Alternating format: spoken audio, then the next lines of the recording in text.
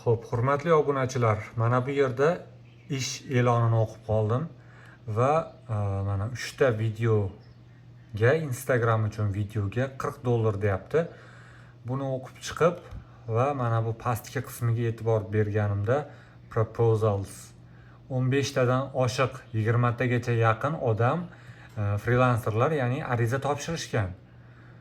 Va bu yerda intervyu hech qaysini javobini qabul qilmagan, hech kimga, hech qanday frilanserga ishini taklif qilmagan, yubormagan.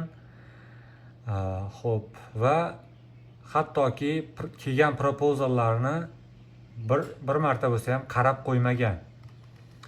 Ish 39 minut oldin post qilingan. Va mana shu hamma narsani inobatga olib ishga ariza yozishingizni so'rab qolardim. Mana уже 15 tadan oshiq odam ariza yozgan ekan. Bu yerda уже bundan oshig'iga siz yana yuboradigan bo'lsangiz bekor ketishi mumkin. Ya'ni iloji boricha 10 tagacha bo'lgan ishlarga ariza yuboring. Va mana bu muddati ham 1 kun oldin, 2 kun oldingi ishlar bo'lmasin. Bugun post qilingan 2 soat, 3 soat oldin bo'lsa mayli.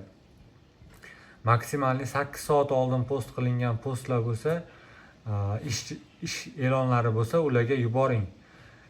Lekin undan oshiqlariga emas. Ya'ni yangi ish e'lonlariga yuborishingiz kerak. Mana shunda sizga natija berishi yaxshiroq bo'ladi. E'tiboringlar uchun rahmat. Podpiska qilib qo'yinglar, like. Keyingi videolarda ko'rishguncha xayr.